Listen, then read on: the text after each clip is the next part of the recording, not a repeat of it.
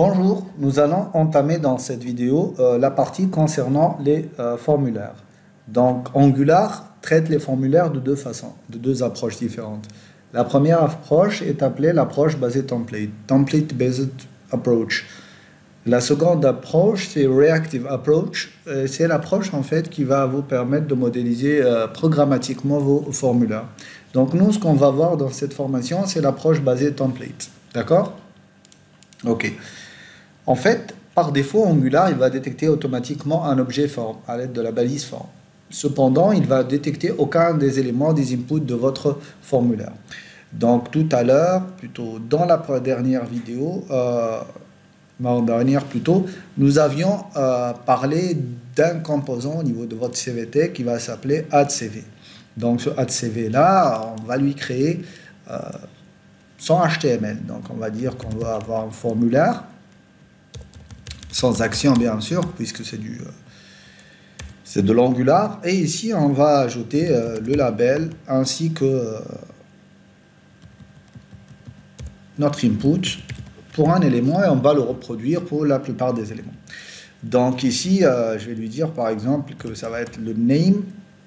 Ok, là notre input, je vais lui ajouter un ID name. Ok. Ici, ça va être name, tout simplement. Voilà. Donc là, Angular ne détecte pas cet élément-là en tant que contrôle Angular pour les formulaires. Donc, pour que ça soit le cas, il faut que chaque élément que vous vouliez détecter soit associé à un attribut ngModel. D'accord? Voilà. D'un autre point, il faut que cet élément-là ait un name, une propriété name. Et ici, ça va être name, tout simplement. D'accord?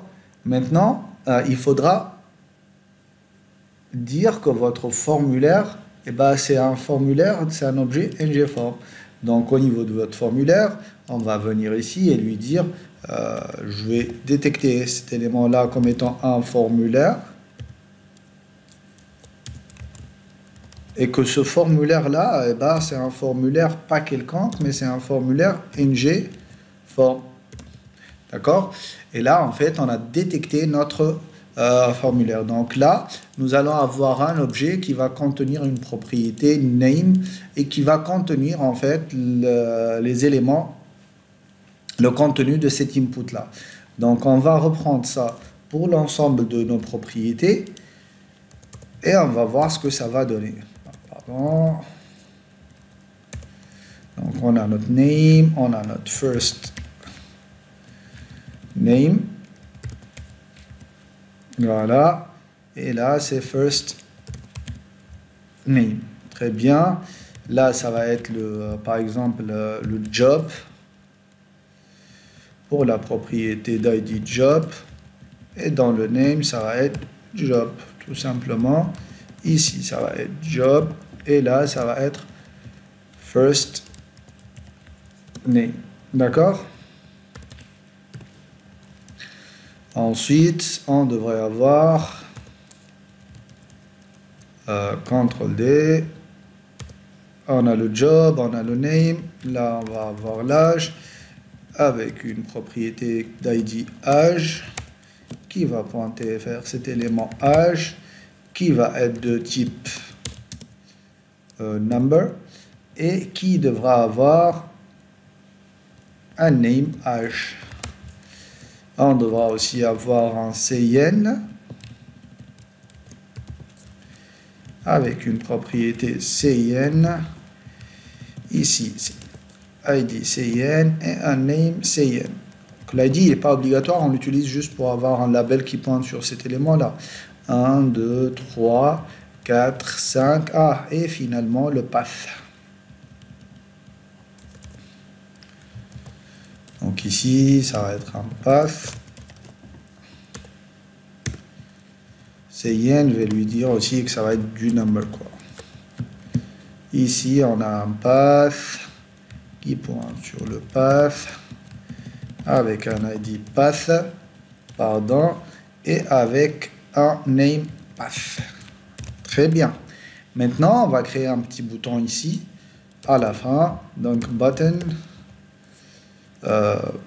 envoyer, ajouter ce que vous voulez. Au clic, et ben, je vais appeler une méthode add person, add person, qui va faire quoi en fait? Et ben, qui va aller ajouter cette personne-là. Je vais lui envoyer le formulaire en fait, en question. Donc là, au niveau de mon composant add_cv component.ts, je vais juste lui dire, bah, tout simplement, tu vas ajouter une personne avec un formulaire. Et ce formulaire-là, et ben, tu vas simplement m'afficher ce formulaire. Donc, console.log de mon formulaire. D'accord? Très bien. Donc, l'idée maintenant, c'est d'aller vérifier est-ce que réellement je vais avoir les éléments que j'ai définis au niveau de mon formulaire et est-ce que je vais récupérer mon formulaire en question. D'accord? Donc, je vais aller au niveau de mon header component, ajouter. Bon, avant le header, je vais aller au niveau du routing, ajouter add avec un add CV, c'est bon. Donc ici au niveau du header component.html, et ben je vais aller ajouter tout un lien.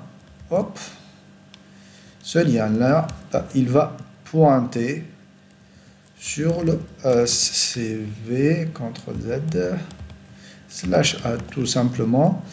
Et ici, bah, la route, elle devra s'appeler comme ça, c'est mieux en fait. Add personne ou add CV ou tout ce que vous voulez. Allez, add CV. Voilà.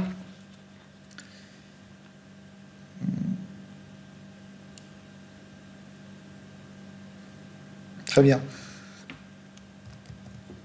Mais on va vérifier ce que ça donne. Voilà, on va aller dans notre add CV. Et finalement, il n'y a rien de Bootstrap, tout simplement parce que j'ai oublié d'ajouter les classes Bootstrap. Donc, au niveau de mon add CV, je vais ajouter partout une classe form control que je vais disperser partout dans tous les formulaires.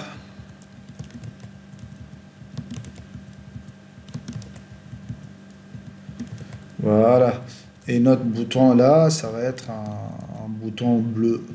Donc ça va être une classe btn primary. Voilà. Tout simplement. Là, ça va être beaucoup plus joli à voir. Voilà. Ça, c'est un joli formulaire. Ok. Donc ici, je vais lui dire, c'est petit Ayman job, on va dire teacher. L'âge c'est 36, le CIN c'est 77 888 55 et le path c'est as.jpg. Voilà. Et là, je vais envoyer ce bouton-là. Normalement, en inspectant, je vais récupérer l'objet que j'ai envoyé. C'est un objet de type ngForm. D'accord? Donc, logiquement, j'aurais dû ici au niveau de mon...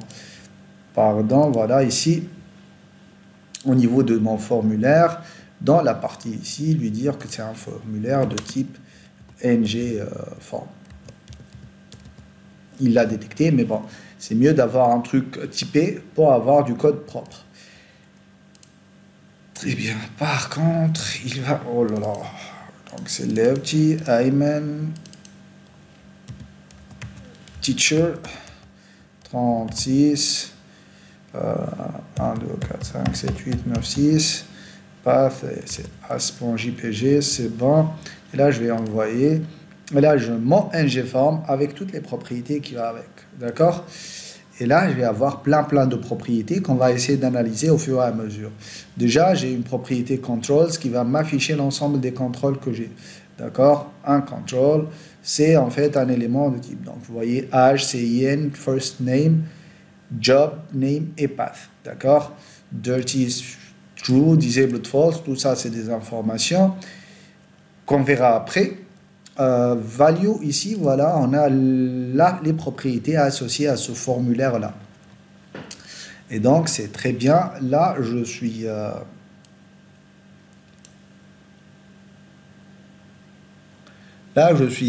sûr d'avoir récupéré l'ensemble de mes informations sous forme d'un objet et qui représente réellement une personne, privé donc d'une propriété, de la propriété ID.